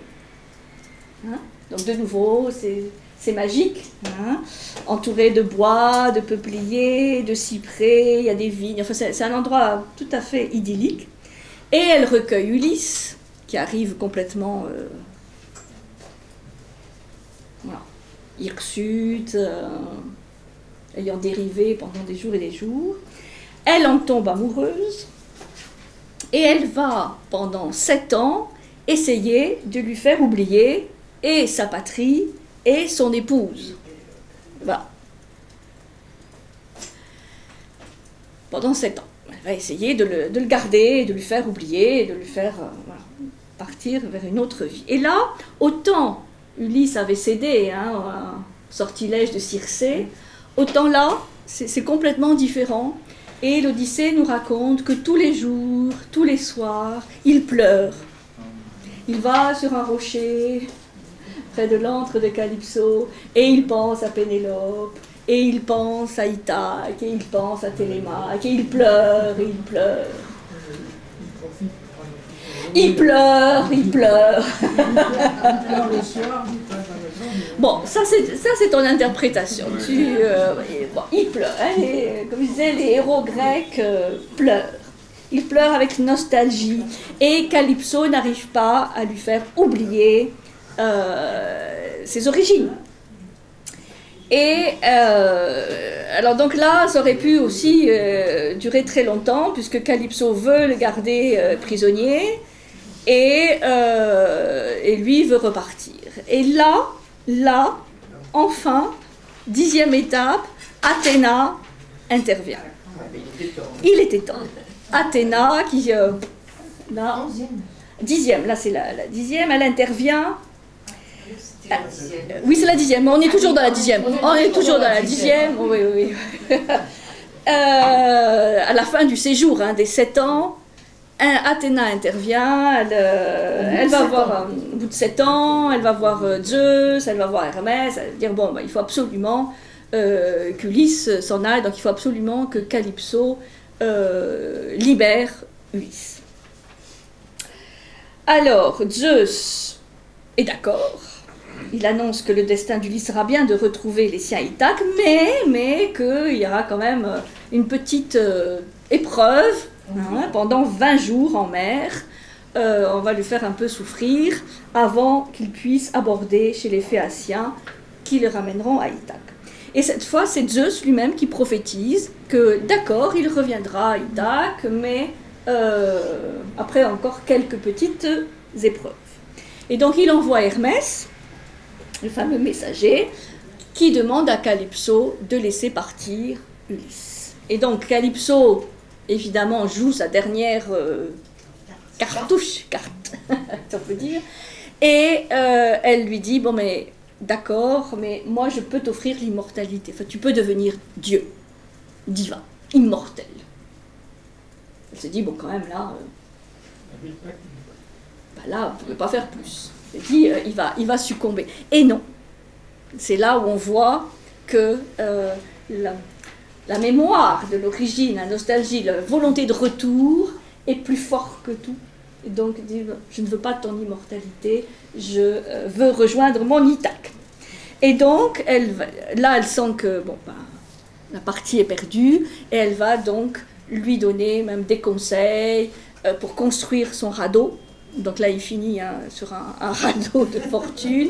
La description de la construction du radeau est très très très précise. La construction va durer 4 jours. Enfin, on a toutes les précisions sur les mesures. Enfin, c'est comme un bateau sacré, quoi. Un radeau tout à fait fait selon des prescriptions très très précises. Et elle va lui donner des vivres, vraiment de quoi faire son voyage de retour. Et donc Ulysse va quitter l'île de Calypso. Et donc, vous voyez, là, on revient de l'ouest. Pendant 18 jours, tout se passe bien, une navigation sans encombre. Et puis, il est sur le point d'aborder sur cette fameuse île de Phéacie, lorsque Poséidon, nous dit-on, de retour d'Éthiopie, il était allé se balader un peu, l'aperçoit, et là, il élève une tempête contre lui. Et là, on se dit, là, c'est vraiment terminé, mais il y a l'intervention d'une sorte de nymphe, d'une déesse marine qui va donner à Ulysse une sorte de voile qui va lui permettre de se sauver. Et donc, il arrive sur son radeau de fortune, enfin un radeau qui est maintenant réduit à une ou deux planches, et cette voile, et il aborde ce fameux rivage de la Phéacie. Donc là, il est vraiment aidé, de nouveau par la déesse marine, mais par Athéna, qui veut absolument quand même qu'Ulysse arrive. Le rivage de la Phéacie. Donc là, c'est la dernière étape, la Phéacie, P-H-E-A-C-E. Donc, 11e étape, il arrive dans cette île de Phéacie, qui est habitée par des Phéaciens, avec un roi. Et le roi, il a une fille qui est magnifique, qui s'appelle Nausicaa. Et donc, là, Athéna va vraiment intervenir très puissamment. Elle va faire en sorte que Nausicaa tombe amoureux, enfin rencontre déjà Ulysse. Donc elle va lui donner l'idée, qui est une idée mais totalement farfelue, d'aller faire la lessive sur le rivage, parce qu'elle dit quand même... ce palais avec ce vieux linge qui n'est jamais nettoyé, c'est pas possible. Donc Nausicaa rêve qu'il faut absolument qu'elle aille. Voilà. Donc elle part avec ses compagnes et elle joue à la balle. Enfin bon, c'est tout à fait mignon, tout à fait charmant. Et puis à un moment, elle perd le ballon et donc Nausicaa va un petit peu loin pour chercher le ballon. Et là, elle voit, alors, elle est avec ses compagnes, elle voit Ulysse. Alors, Ulysse, là, il est méconnaissable. Il est avec une croûte de sel, il chute, affamé, blessé de partout. Enfin bon. Et évidemment, les compagnes, elles se disent, c'est un monstre, donc elles s'enfuient. Seule Nausicaa a le courage d'affronter Ulysse. Évidemment, elle tombe amoureuse d'Ulysse. Et donc là, c'est tout à fait charmant. Donc, elle est prise sous la protection il est pris sous la protection de Nausicaa. Donc, il part. Enfin, elle lui donne des vêtements, elle le fait se laver. Donc, tout d'un coup, Ulysse, grâce à Athéna, apparaît comme un homme charmant. Voilà, son apparence change, bien habillé, charmant, et il arrive au palais du père.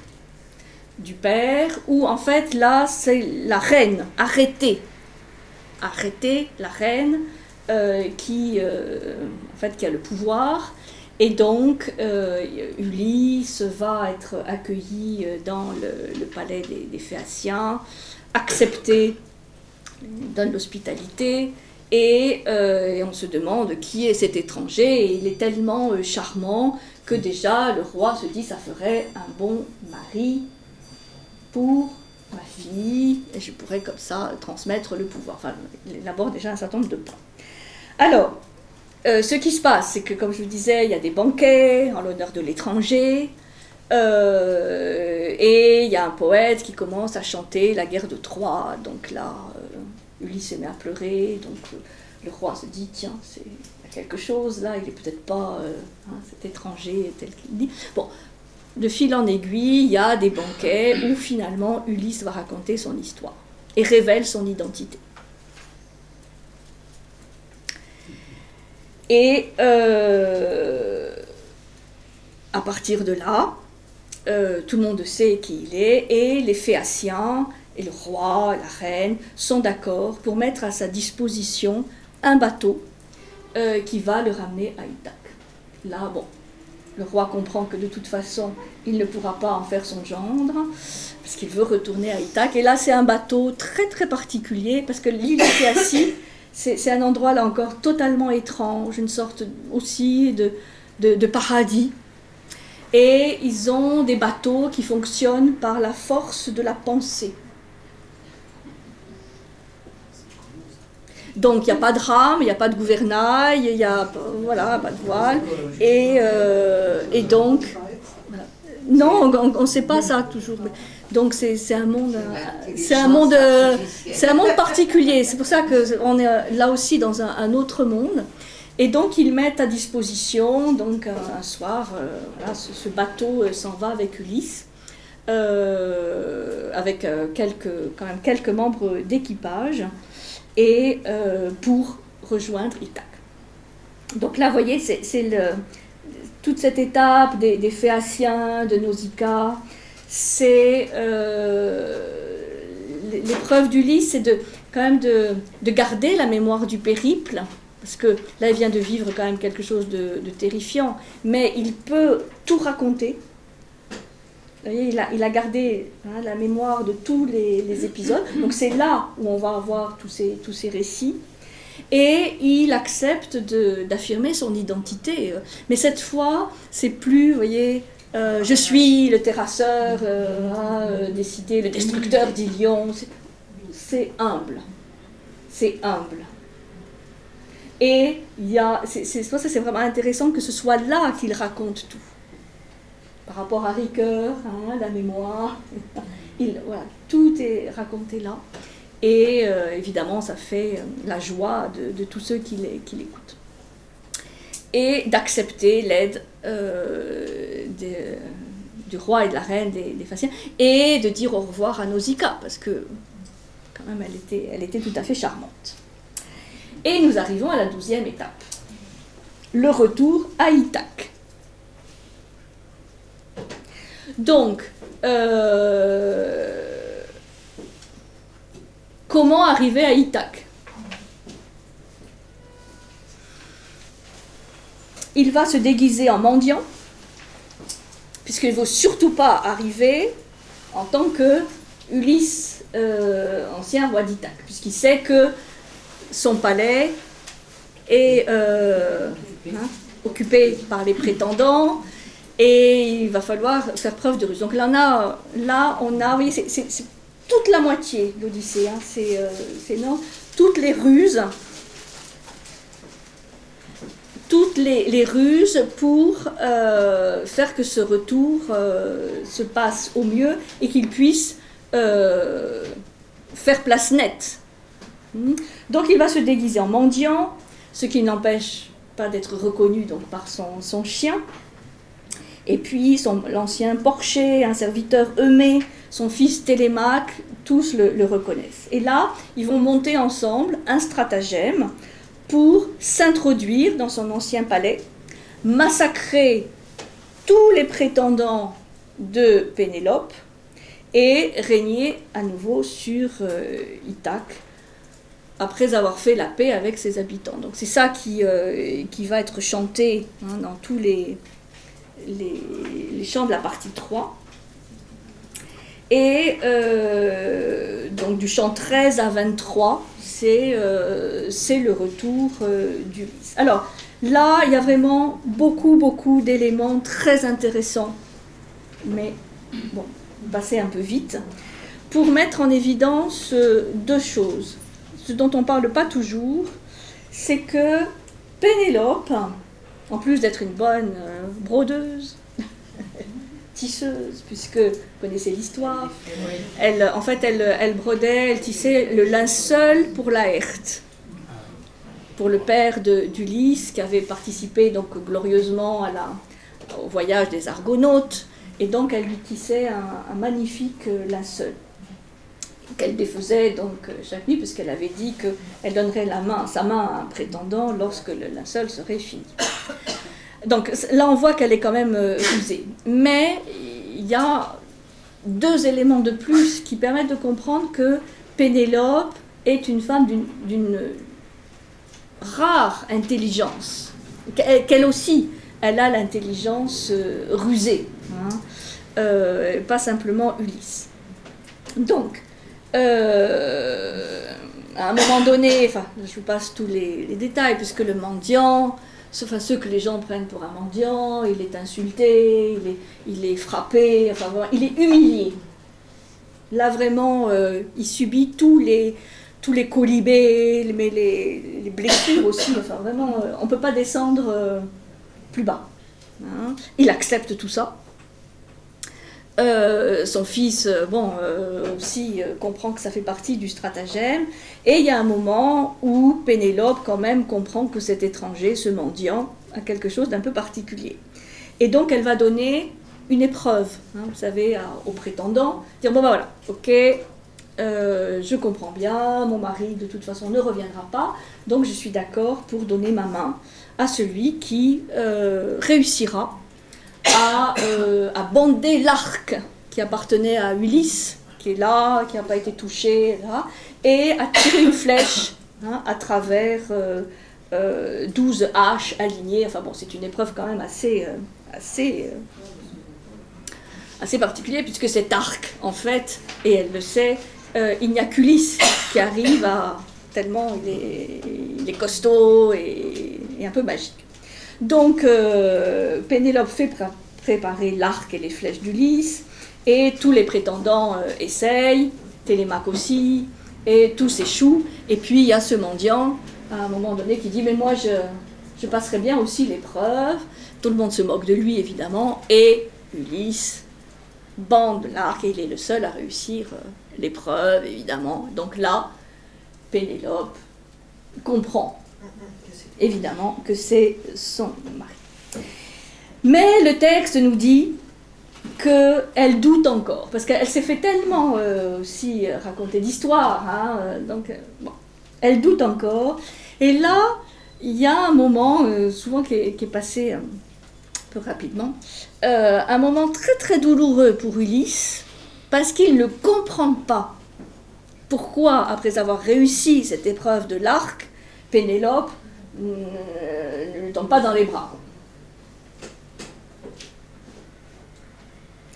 Et évidemment, hein, il attendait un accueil plus enthousiaste. Pendant 10 ans. Bon. Et là, il est, on le voit, il souffre. Et il commence même à être un peu méchant. Ah, j'ai la preuve, hein. J'ai la... Parce que, jusqu'au bout, il y a quand même un petit quelque chose qu'il va falloir combattre. C'est pour ça que c'est pas fini. Alors, là, qu'est-ce qu'il dit? Le cœur. Ulysse s'énerve. Le cœur. Alors...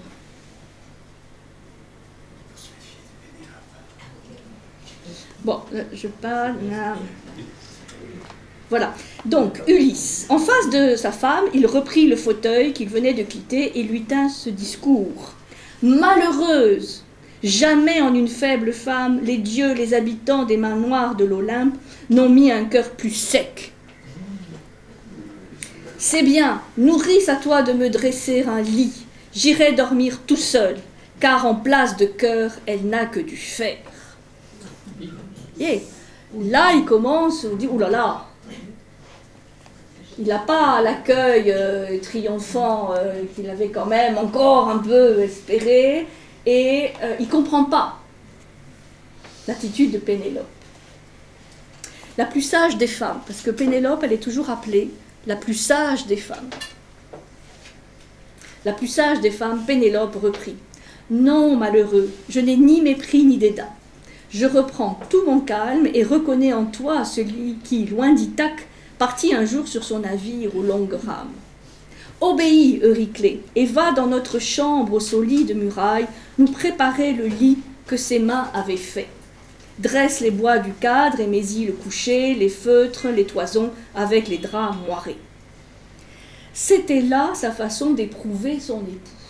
Vous voyez, elle a encore une dernière épreuve pour Ulysse. Mais Ulysse, indigné, méconnut le dessein de sa fidèle épouse. Alors pourquoi c'est malin ça? Parce qu'en fait, Pénélope et Ulysse partagent un secret. Et ils sont que les deux à avoir.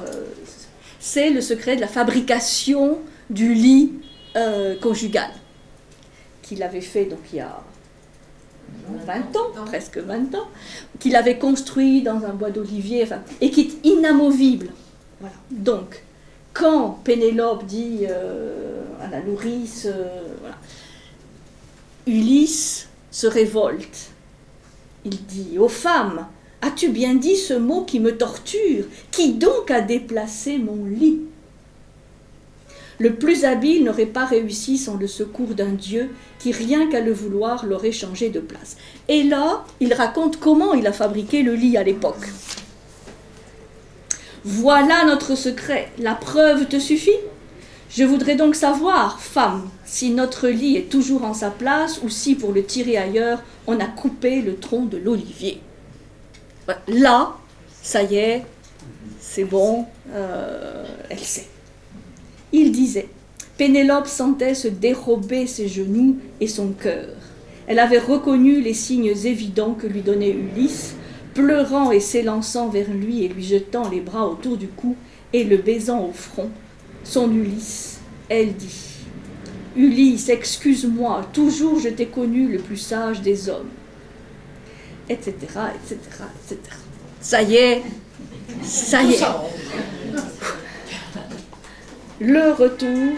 Mais voyez, c'est intéressant parce que franchement, là, c'était... Donc, où les dieux arrêtent la nuit. Alors c'est là où il y a, voilà, la nuit d'amour entre Pénélope et Ulysse, où Athéna prolonge la nuit. C'était presque fini, hein, vous aviez... là, c'est bon. Et Athéna prolonge la nuit, donc Ulysse va raconter son histoire, et il va la prévenir qu'il y a encore une épreuve qui l'attend. Et Pénélope, très intelligemment, lui dit, de toute façon, si je dois savoir, hein, si tu dois repartir, au moins que je le sache tout de suite. Et donc, dès cette première nuit, il lui raconte qu'il devra repartir. Et exactement comme le devin Tirésias a dit, repartir avec la rame, etc. Ouais. Entre-temps, donc, Ulysse va aller voir son père, Laërte,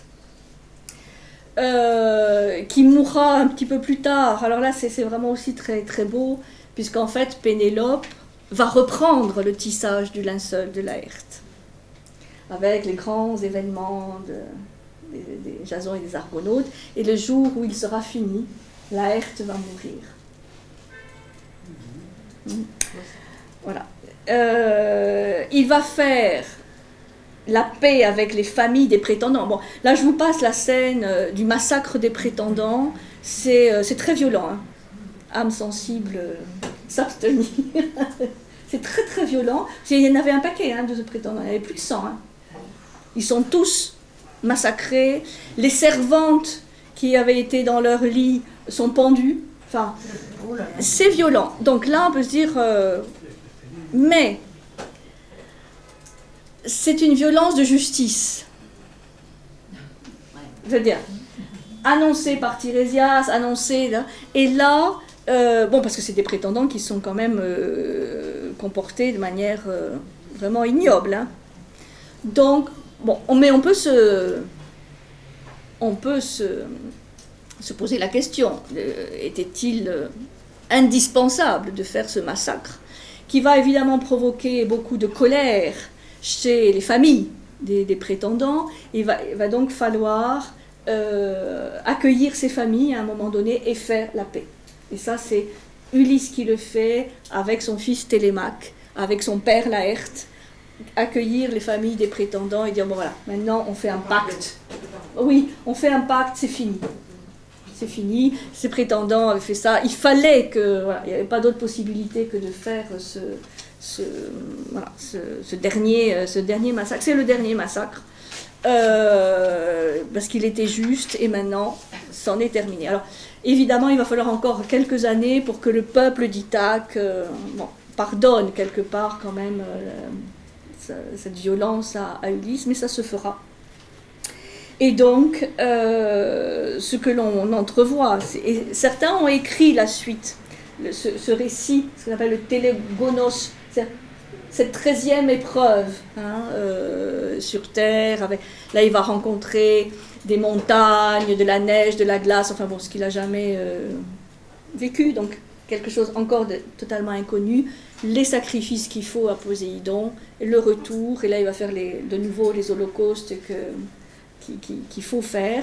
Et là, vieux, totalement vieilli, avec Pénélope aussi, il règne en sage sur le peuple d'Ithaque, est de nouveau redevenu en paix, et en paix, disons, pour ne pas dire forcément joyeux, mais en paix. Et donc, évidemment, cette dernière étape, c'est de nouveau le dépouillement, l'humilité, la confrontation à l'inconnu, puisqu'il va rencontrer des gens qui n'ont jamais connu la mer, jamais vu la mer, donc pour lui c'est inimaginable. Hein, pour eux la rame c'est une pelle à grains, parce qu'ils ne connaissent pas autre chose. Et donc là il y a encore c'est une autre odyssée, Télégonos, hein, on ne connaît pas, mais et là, on peut vraiment faire... là aussi, c'est à écrire. Ça reste à écrire. Et ce n'est qu'à la suite qu'il reviendra pour régner, on va dire. Mais là, sur ses vieux jours. Et c'est évidemment Télémaque qui prendra le pouvoir, qui deviendra roi à sa mort.